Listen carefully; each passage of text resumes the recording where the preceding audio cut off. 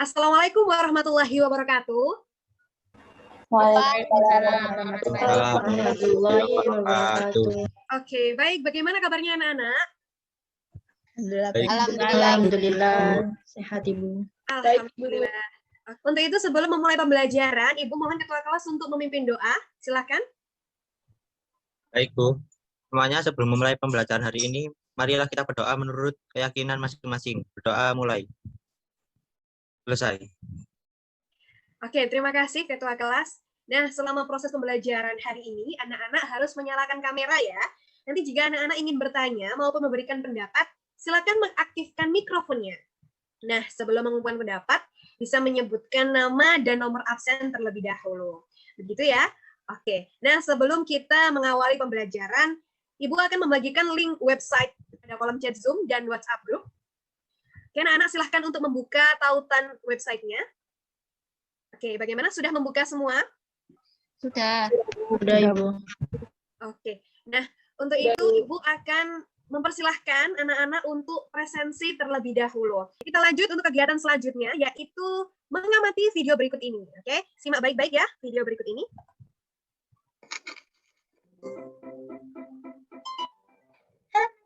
Lagi nih sama aku Bening. Nah, di masa darurat COVID-19 dan belajar dari rumah, kali ini aku bakal ngajak kalian bikin eksperimen, yaitu listrik berteman kentang. Karena sudah melihat video tadi, Ibu mau bertanya kepada anak-anak, adakah pertanyaan-pertanyaan yang ingin anak-anak ketahui jawabannya dari video tadi? Saya Sofia, Bu, absen 11, izin bertanya. Iya, silahkan. Baik, Bu. Bagaimana kentang bisa menghasilkan listrik ya, Bu? Apakah hanya dengan cara sederhana itu saja? Oke, baik sekali pertanyaan dari Sofia. Adakah yang ingin menjawab anak-anak? Ya, saya Bu, saya Sabrina, absen 12, izin menjawab pertanyaan dari Sofia. Ya, silahkan. Ya, baik, terjadinya arus listrik pada kentang itu kan dikarenakan cairan kentang kan mengandung senyawa elektrolit. Nah, kemudian senyawa elektrolit itu membutuhkan elektroda untuk mengalirkan listrik. Nah, di mana koin tembaga sama pakunya itu kan merupakan elektroda. Benar begitu? Oke, bagus sekali jawaban dari Sabrina tadi. Terima kasih ya sudah menjawab pertanyaan dari Sofi. Nah, untuk larutan elektrolit sudah kita bahas di pertemuan sebelumnya ya. Kali ini kita akan membahas lebih lanjut terkait dengan sel volta, di mana video tadi merupakan contoh sederhana dari sel volta. Nah, di sini Ibu sudah share screen, media interaktif yang dapat kalian akses di website. Oke, ya sebelumnya Ibu akan menyampaikan hasil ataupun tujuan pembelajaran yang akan dicapai hari ini. Nah, di media interaktifnya ada musiknya agar tidak bosan dan untuk mendukung fokus dari anak-anak. Ini dia tujuan pembelajaran. Yang pertama, melalui virtual laboratory, peserta didik dapat melakukan percobaan sel volta sesuai petunjuk kerja pada LKPD. Yang kedua, melalui LKPD, peserta didik dapat menganalisis data hasil percobaan dengan benar. Dan yang ketiga, melalui percobaan yang telah dilakukan, peserta didik dapat mengomunikasikan hasil diskusi kelompok dengan benar. Nah, sebelumnya Ibu akan menjelaskan sedikit saja terkait dengan sel volta.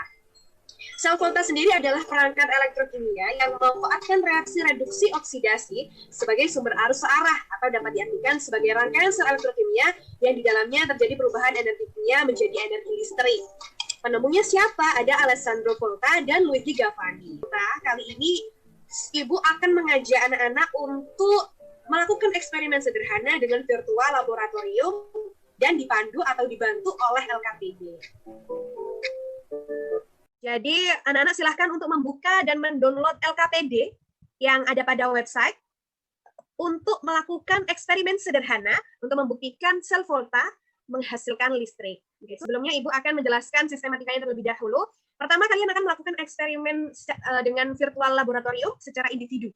Nah, setelah kalian bereksperimen dan mendapatkan data hasil percobaan, kalian akan Ibu bagi secara berkelompok untuk mendiskusikan data yang telah kalian dapatkan dengan cara untuk mengisi atau menjawab dan berdiskusi dengan kelompoknya pada bagian analisis data.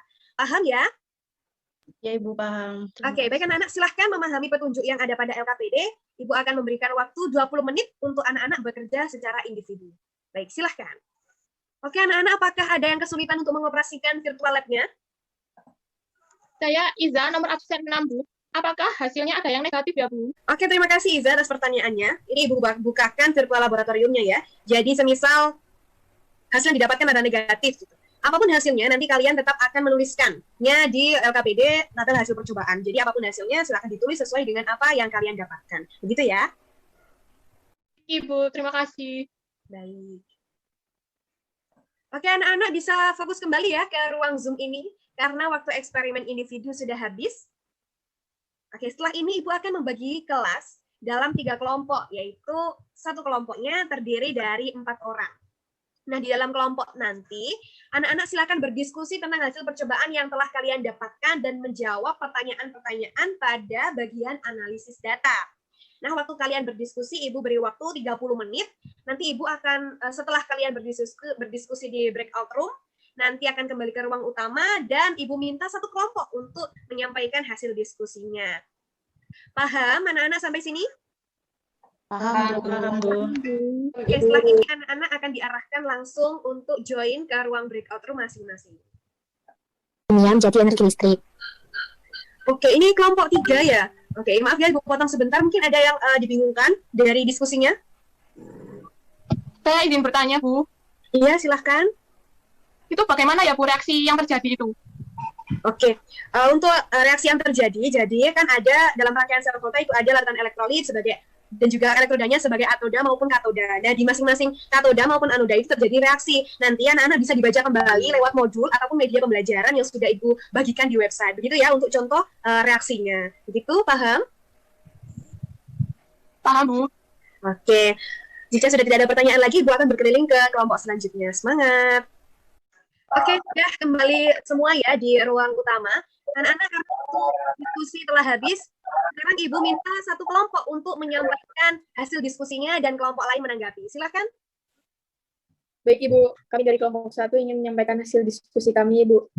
Assalamualaikum, teman-teman. Kami dari kelompok 1 akan mempresentasikan hasil percobaan kami pada potensial sel dan kespontanan reaksi redoks. Hasil yang kami dapatkan adalah, nah, sekian Ibu, terima kasih. Itulah hasil diskusi dari kelompok kami. Mungkin ada yang mau ditanyakan atau ada yang menanggapi dari teman-teman. Oke, terima kasih kelompok 1 karena sudah menyampaikan hasil diskusinya. Bagaimana kelompok 2 dan kelompok 3? Apakah ada yang ditanyakan atau mau menanggapi kelompok 1?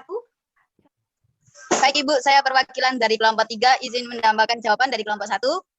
Sepertinya adanya kekeliruan dalam memilih anoda dan katoda. Harusnya yang menjadi katoda adalah AG dan anoda adalah CU agar reaksi dapat berlangsung secara spontan. Oke, baik sekali jawaban dari Afi ya dari kelompok 3. Nah, jadi anak-anak, kenapa reaksi pada percobaan kelima itu tidak spontan? Karena tadi kelompok 3 menyebutkan adanya kekeliruan pemilihan antara anoda dan katoda. Sepertinya cukup Ibu cukupkan ya, karena sudah menunjukkan waktu yang akan selesai. Adakah yang mau menyimpulkan mengenai hasil diskusi pada hari ini?